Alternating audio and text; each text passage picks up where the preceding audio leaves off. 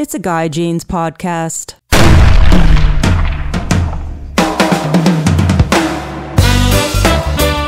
Hey you guys, welcome to the podcast. My guest today is from Fishhound Expeditions in Alaska, Adam Cuthriell.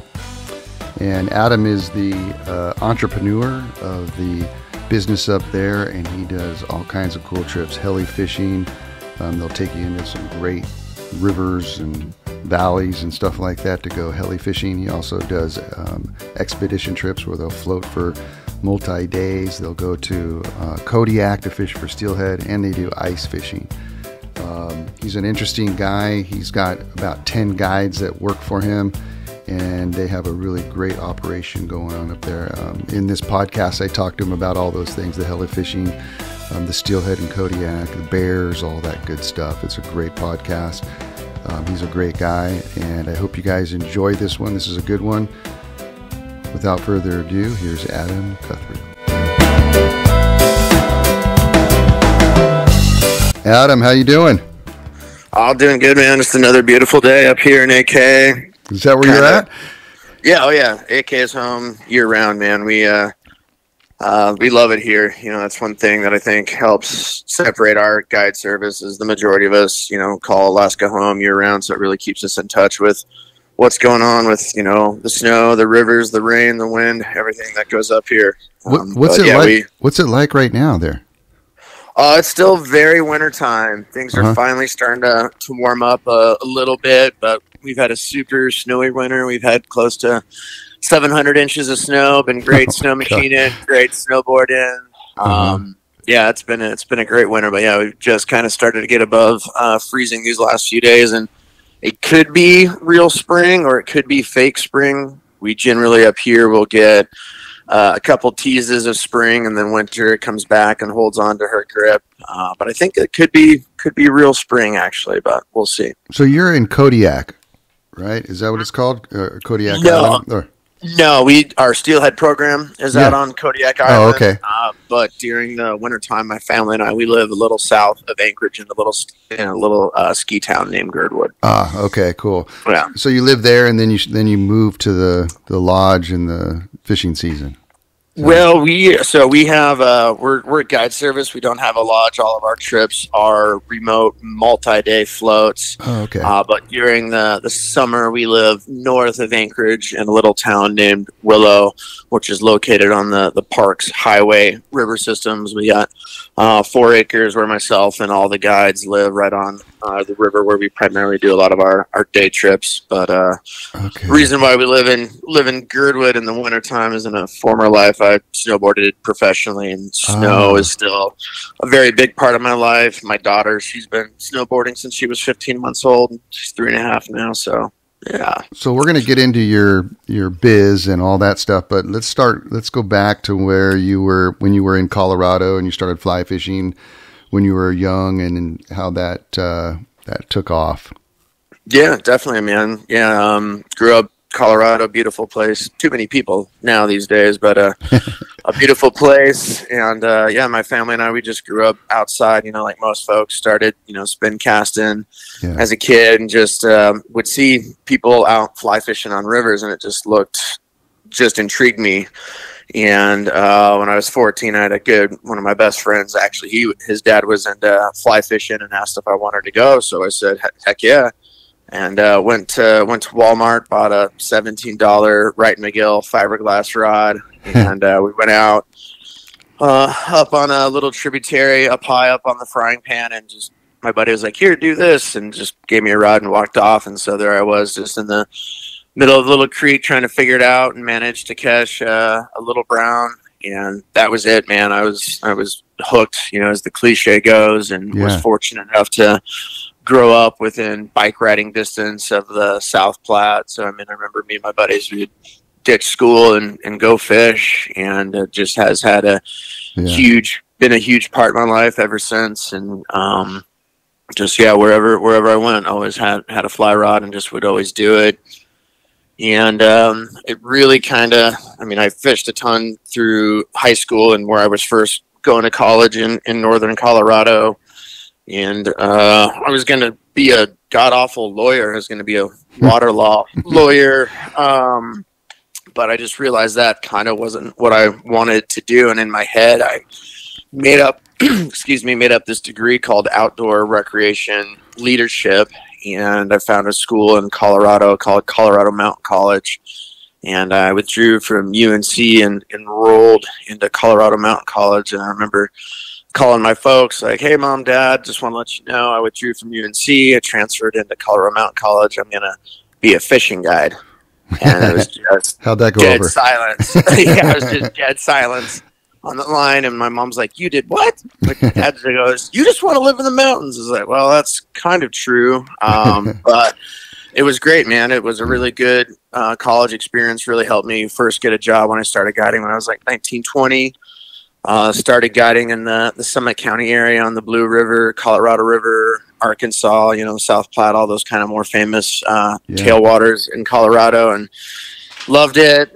Kind of got tired of all the people and fish who could count and tailwater fisheries. So I moved to the western slope of Colorado and was guiding in the Black Canyon of the Gunnison for a bunch of years. But the dream of Alaska from when I was 14, my buddies and I, when we started fishing, it was always kind of our dream to have an outfitting to be a guides in Alaska. And when I was 30 years old, I was like, man, if I don't do this now, I'm probably not going to. So me and some buddies, we drove up, and I was here in AK all of about 2 seconds and realized I was never going back. Thought this was home.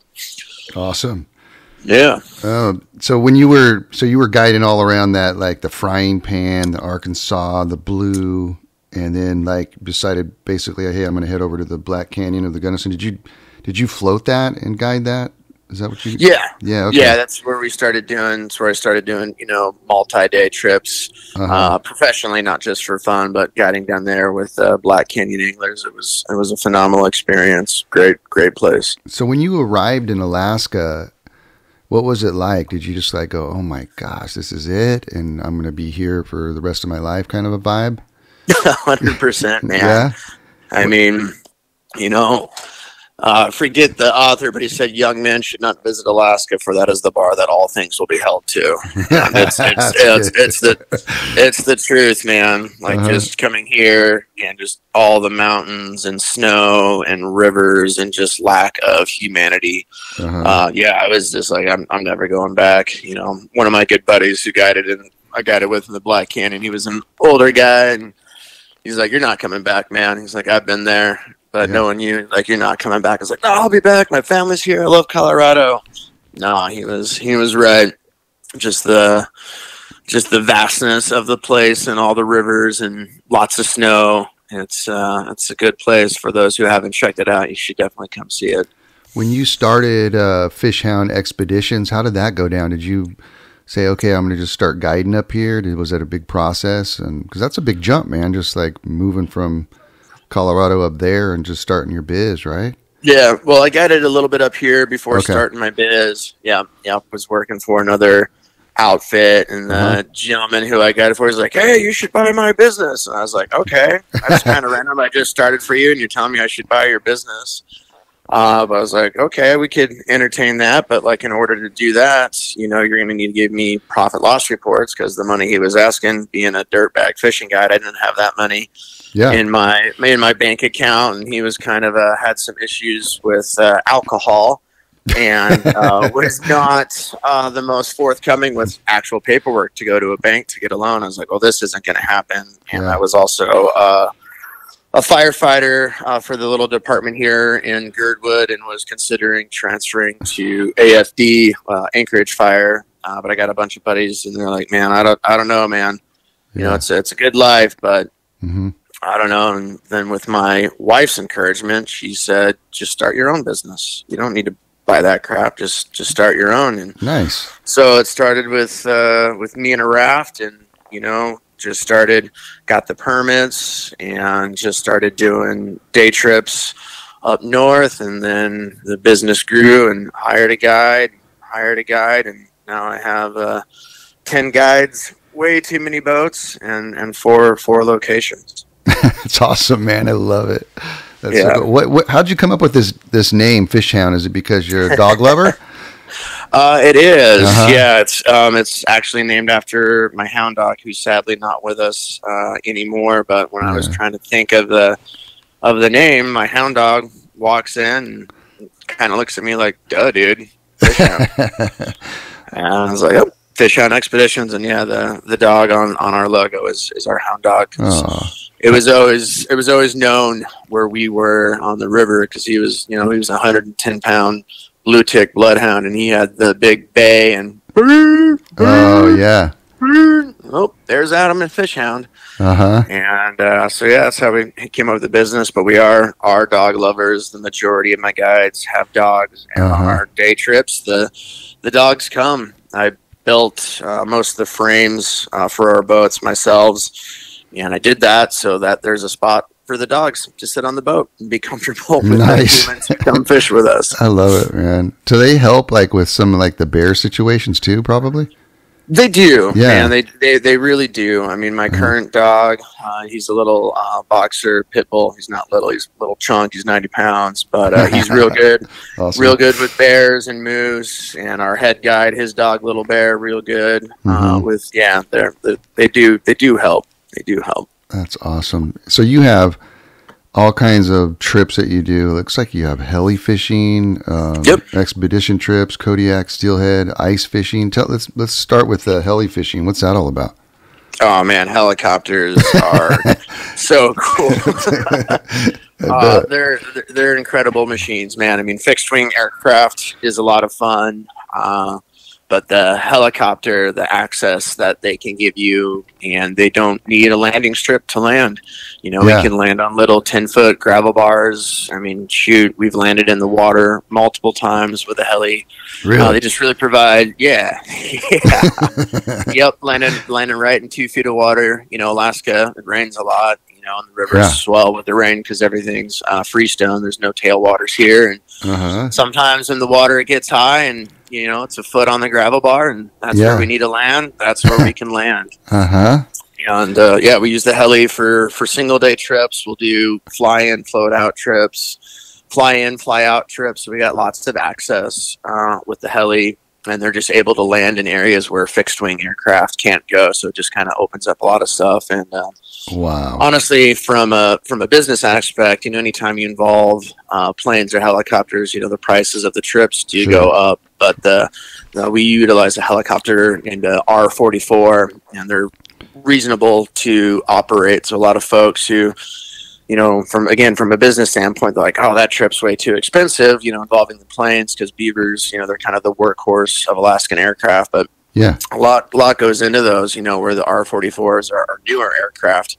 And a lot of people are surprised at how affordable some of the trips that we have are because of the helicopter, actually. How many people can you fit in the helicopter to go fishing? We do 4 and the pilot, So you and 2 people, basically?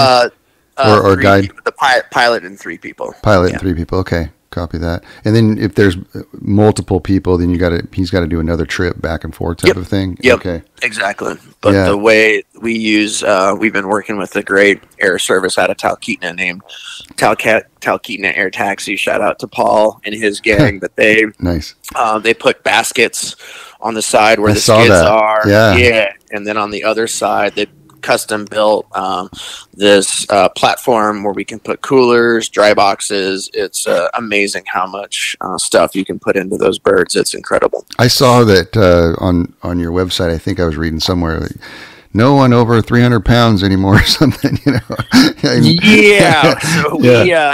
It's funny, man. We kind of found that one out the hard way, but the FAA has a regulation for the seatbelts for those helicopters, and even though the helicopter can easily carry that and more, but we found out there's a weight limit for the seatbelts from the FAA.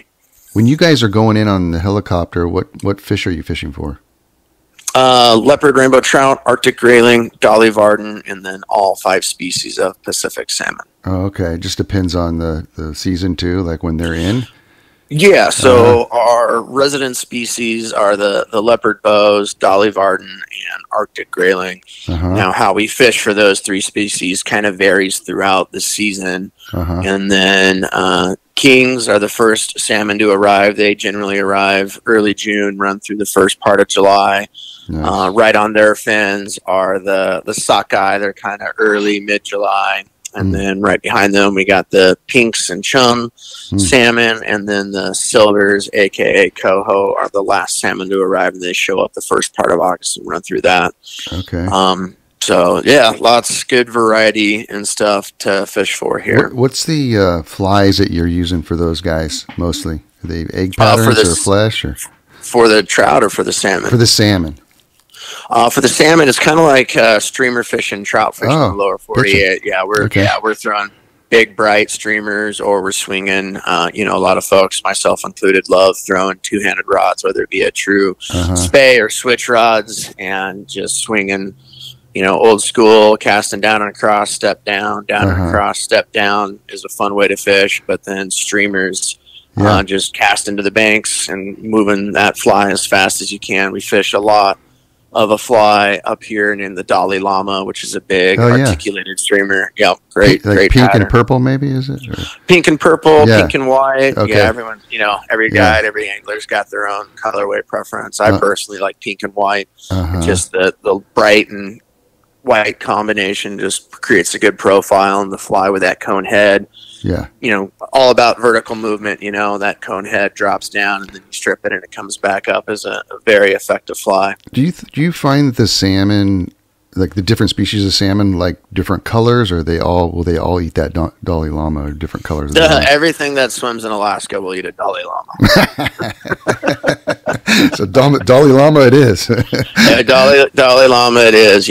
For a long time up here, the egg sucking leech was kind of the go-to Alaska fly, and I would say now that it's when the ESL, the lawyer fly as we like to call it, is a great pattern, but that Dalai Lama, just with the articulation, is kind of the new gold standard, and also it's a very effective fly. But by having that articulated hook, it greatly reduces fish mortality, because you're getting them on the outside of the mouth as opposed to down in the gill. So if you're not harvesting fish, we're a big fan of articulated flies, and that's the same even for like the mouse flies that we use up here for our trout. Is we don't fish single shank hooks, because it can kill the fish, and we look after our resource, and having that those articulated patterns, both subsurface and on the surface, greatly helps hookups, and it also greatly reduces fish mortality, which is a big deal for us. What about the trout? Are they in there? They're in there with the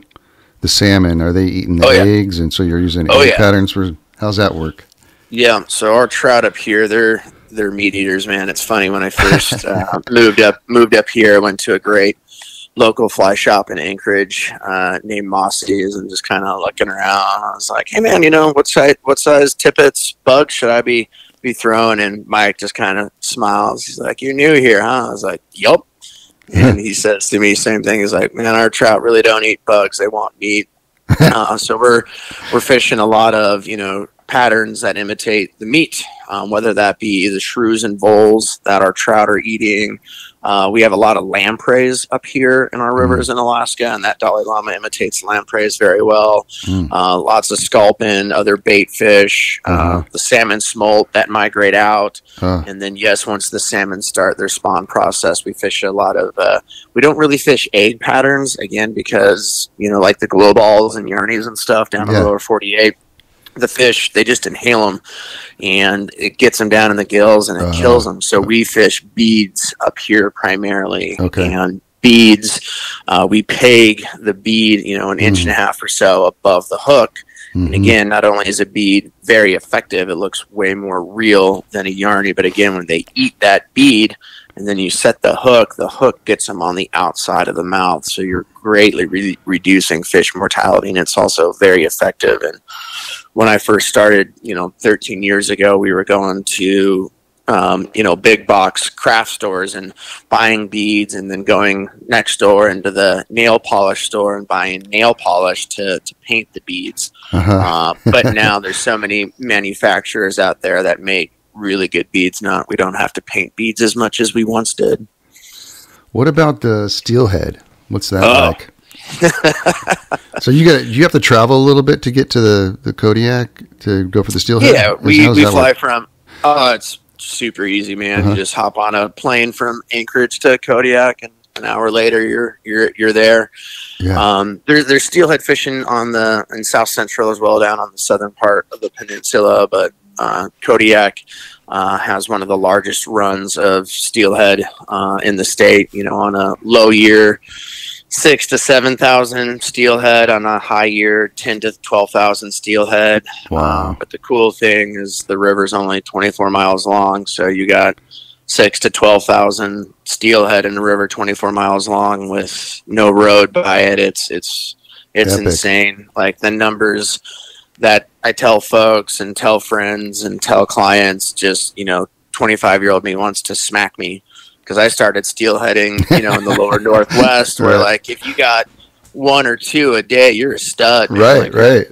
Badass. Like here, if you got one or two in a day, you're doing something wrong. I mean, just this last year, we had a day out there, 6 anglers, we hooked over 70 steelhead and landed, how many? They're like 52 to hand. We've had a guy this year, he landed 26 or 27 in one day, landed to hand. So yeah, the numbers here just so high, and good, all wild fish, nothing, no hatchery, no nothing, just pure wild Alaskan steelhead. What's Kodiak like? Oh, Kodiak's beautiful, man. It's we call it the Rock here in Alaska, because it's just it's so jagged, man. It just shoots right up out of the ocean. You got these beautiful mountains. It's very rough and raw. And Kodiak, is one of my personal favorite places in the state, just because of how beautiful it is. I mean, you're looking right out to the ocean in parts, and beautiful, sharp, jagged mountains, and free of humanity, and lots of wildlife, lots of bears, lots of deer, lots of goat. It's a gorgeous place. I've heard that aren't those bears like the biggest they are brown bears on the planet or something? Yep. Yeah. Kodiak brown bear, largest brown bear. What's that like when you're fishing and one of those guys approaches you? You guys are armed, right? Yeah. Oh yeah. We definitely carry firearms. You know, and bears are to always be respected. But being up here as long, you do get used to them.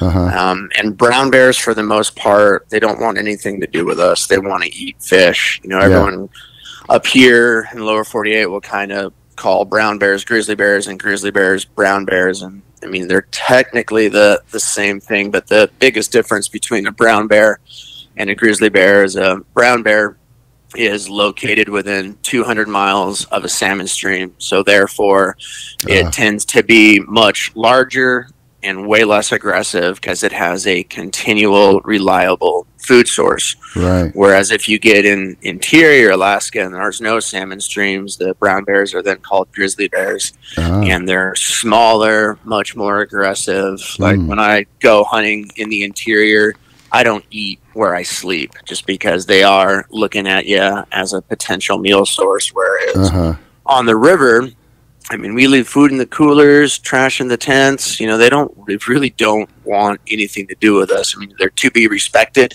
but they won't eat dead salmon, man. I mean, we'll be cooking cheeseburgers on the side of the river, and a 1,500-pound boar just comes walking up behind us, goes down, grabs a dead salmon, and keeps moving on. Oh, what a trip, man! Do you guys have to, like, on some of your expedition trips that you guys do, like you do these float trips? It looks like. And you do like multi-day float trips, and then do you guys have to like put up one of those wires around your camp? For we don't have to. Okay. No, you got the dogs. Well, we don't bring the dogs. Oh, you don't? Okay. On our multi-day trips, and the reason for that is we love our dogs, and if something were to happen, the dog trips over, and we wouldn't want to do that to our guests. So the dogs stay home on most of the multi-days. Every once in a while, we'll have some folks who are like, "I'm not going unless you bring the dog." But for the most part, the dogs stay home on the multi-day trips. But brown bears, as long as you're making your presence known, they generally don't want anything to do with us. You've been to, what is it called, Kamchatka? Yep. Yeah, and the bear, isn't there like bear dogs that they have on those trips too that are just gnarly? Oh, the Carillion bear dogs. Yeah. Yeah, one of the programs that I was on over there, they would have the bear dogs there. But again, it's kind of same thing as here. Yeah. Those bears really they just want to eat dead salmon, man. Wow. Is it Kamchatka compared to like Kodiak? Is it very similar, or is it more wild in Kamchatka, do you think? No, Kamchatka is very similar to Alaska. Yeah, I mean, basically what Alaska is to the U.S., Kamchatka is to Russia, but where we have Canada in between, right over there they have Siberia in between. So it's very similar, very mountainous region, very volcanic, just like Alaska. Kamchatka is cool. It does fish well, but honestly, I'm sure 20 years ago it was a different thing, but it's been a lot of years since I've been there, and obviously with the current political environment, there are no Americans going there anytime soon. But the fishing was good, but I definitely like at the end of my career in Kamchatka, there was a lot of poaching going on over there. The black market, caviar market is a very real thing over there because it is Russia. They are very depressed people. Communism does not work. I really saw that just coming back from Cuba. Communism definitely doesn't work. Yeah. And so these folks would string nets across the rivers to get the chum. So the chum make the best caviar eggs out there, but a net doesn't discriminate against what it kills, and there are lots of dead trout in these nets. Whereas here in Alaska, we tend to manage things a little bit better. We don't have a black market, caviar market, thank God. So I'd say that honestly, the trout fishing I think here now is better. 20 years ago, probably a different story, but the trout fishing here in Alaska is incredible. So not only do you do the expedition trips, the steelhead, the heli fishing, what's ice fishing? So ice fishing is what we do in the winter months. We tend to start ice fishing mid-November and run through about the end of March, and it's kind of what you see in Grumpy Old Men. No way, folks out. Yeah, that must be fun. It is fun, man. Yeah. It's not to me personally. It's not as fun as fly fishing, but something catching to do, fish is catching fish, man. And we take folks out. We bring the shelter, heater, moose chili, help them drill the holes in the ice and catch fish, man. It's what do you guys catching? It's fun. Rainbow trout, Arctic char, juvenile salmon. Yeah, it just kind of depends on the location. Big lake trout, burbot. It just kind of depends on the location. Wow. How long have you had this the Fish Hound Expeditions now? 9 years. Nice. Started 9 years. It's crazy how quick it flies by, but when you're having fun, it goes by quick, I guess. So are you doing shows to advertise, or how do you get your clients? We don't do shows. I thought about doing that years ago, but with how we've grown, I haven't found it necessary. In this digital age, word of mouth is still a very big thing. But when I went to college for outdoor recreation leadership, like all the stuff we learned to market a company, going to shows, having a trifold brochure, and getting a sports writer to come out with you to promote, it was kind of the algorithm then for a successful outfitting business. But now in this digital age, everyone is a sports writer, and you have good guides and good gear and provide a good experience, and they go on and they leave you a good review, and people check you on the internet, and then they check reviews, and then they social media stalk you. That's one thing that I think has really helped us grow is myself and my guides, we love what we do. We're very lucky to be able to call Alaska home and ride in planes and helicopters and spend 70 to 90 days in these places where some folks get, one trip in a lifetime. And, we spend 70 to 90 days a year. We love what we do. Most of my staff are what I consider, like myself, lifers. Yeah. And in guiding, it definitely kind of has most guides kind of have a short life before they get a quote unquote real job. But this is our real job. This is what we do, and we love it. I think that really is what was helped us grow, is having good guides who are passionate about what we do and call Alaska home year round. How do you work with your guides? Is it like I mean, how do you keep them going as far as like the work and stuff? I mean, it sounds like you have a lot of guides, 10. I mean, are all of you guys all doing 70 days during the season, or how's that working out? Yeah. So my senior staff, they live in Alaska year round, and we start guiding early May. And I keep those boys pretty busy, and then we do get a couple guys up from the lower 48, and they come here in June. And then once June hits, it's 7 days a week through around September, and then again, my senior staff and I are the ones who do our Kodiak program. So it's as far as guiding goes, like compared to where I guided in the lower 48, like it's a long season for my senior staff. It's May through October, and it's 7 days a week for the most part. Is that what you guys are doing, like that, like every day, just for that long, huh? That's crazy, man. Yeah. The guys that work for me, they'll be like, "Guy, we're getting crispy," meaning they're getting burnt out. You know, they need a couple of days off to go fishing. Yes. No, we call August Angry August. 'Cause that's when that's funny. You know, everyone's starting to get a little grimy. It rains a lot. And, I mean, when my guys, when they do, you know, they do occasionally get days off, but like my head guide, he's an animal. He just wants to work, you know, and a lot of my staff, and God bless them, they just travel all winter. I mean, a couple of my guides we're getting an operation going in Uttila, Honduras for bonefish and perms, and a couple of my guys are down there right now. One of my other boys is traveling across Southeast Asia, fell in love, met a girl. Another one was in Southeast Asia. So my staff, they work their ass off during the summertime, but then it affords them the ability to travel and enjoy life and not work in the wintertime. Did you just say you got back from Cuba? I did. What was that like? Incredible, fishing? Man. Oh yeah. Of course. Yeah. I got the saltwater bug a few years ago, and super into it for the longest. I mean, years ago, after guiding in Colorado, I had an opportunity to either go steelheading or go saltwater fly fishing, and I chose steelheading because I was like, saltwater fly fishing, like, that's just like fishing a big pond, you know, like you just cast in and strip it in. And man, I was so wrong. I went steelheading and suffered and learned how to spay cast, but very thankful for that. Yeah. But yeah, got the saltwater bug a few years ago and went to Cuba with one of my good buddies, clients, and it's incredible. We were there focusing on tarpon and hooked some big ones. Didn't land any of the big ones, but had my chances. But I mean, we're touching 5 to 10 tarpon a day and bonefish as well. It was an incredible experience. You know, that's honestly the thing with fly fishing, whether it's for trout or saltwater species. It's not just the fish, but the places it takes you. Right.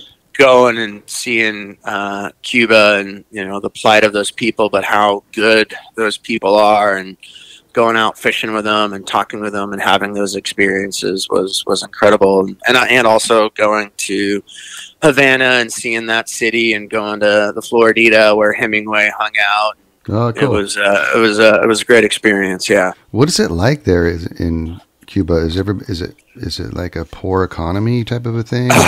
Is it bad? Oh man, you know, it's just like with Russia, man. Like, communism doesn't work. It works for the few people in control, but the people suffer. And while we were there were some protests.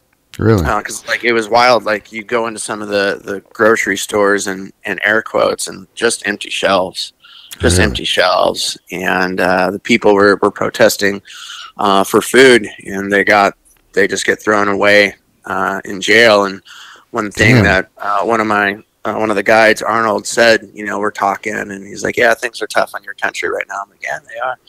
He's like, yeah, that sucks. He's like, but you're free. I am not free. And that just, you know, he's a fishing guide. I'm a fishing guide. Yeah. You know, like, I am free. Yeah. I can go and protest. I have a voice. You know, that's something, you know, we need to remember in this country, despite what's going on, is we do have a voice, and that's not the case everywhere else. And it is very apparent over there that they do not have a voice, and it's really sad because they're good people. I mean, we were out and, you know, sit in saltwater breaks, and the shear pin came off the prop.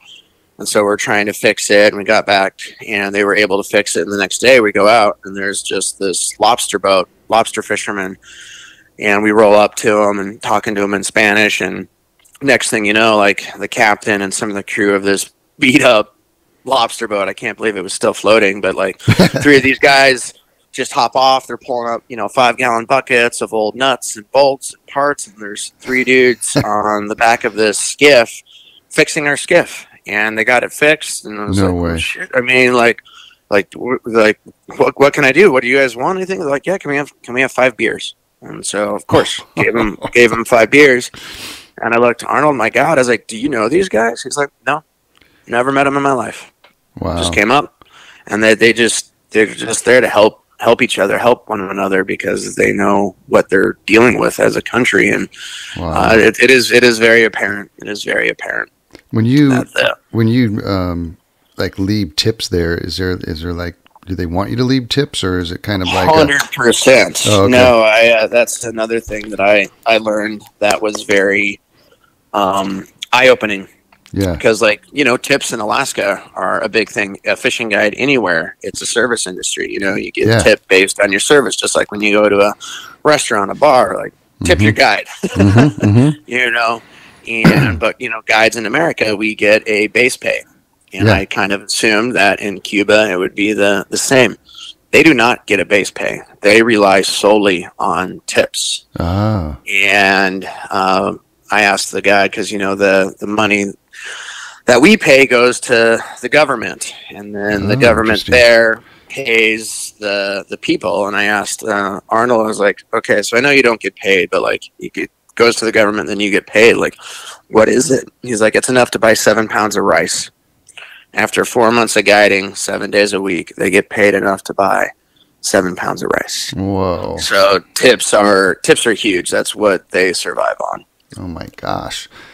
And what about like in the hotels and stuff? I mean, what are the hotels like when you guys stayed in there? Were they pretty nice, or they? They were. So Havana, I kind of noticed this too. And when I was in Kamchatka, like, tourism works. Tourism, no matter where in the world it is, it works. It brings people in, it brings money, it brings jobs, it brings motivation. Yeah. And in Havana, that you see it, like Anchorage is the hub for Alaska. You see it. There's tourism, there's bus drivers, there's cabs, there's bars, everything that goes with it. You see that in Havana, from a little bit of tourism that is there. So the hotels in Havana were beautiful. One that we stayed in was state owned, so obviously.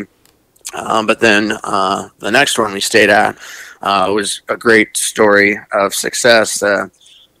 The gentleman had the first floor of this building. He rented it out as a little hotel, and then the second floor came up. So he bought that, renovated it, and then the third floor came up. So this guy built this beautiful hotel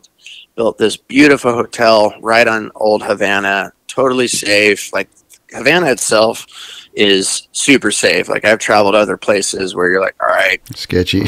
let's keep it sharp here, boys. Did not feel that way in Havana. The people are just totally nice, helpful. Mm-hmm. It felt very safe in the hotel. And the food, man, the food and the people, incredible. Absolutely incredible. Like what? What was it? Like, what was it kind of food? Very, very Caribbean based, lots of pork. Okay. Lots of chicken, but just killer sauces and stuff. Really, really good. Lots of fish. Just I love really that stuff good. Too, yeah, that's and awesome. once you get out of the States and the bread is made fresh and isn't fresh for 3 months, even the bread tastes better. That's awesome, man.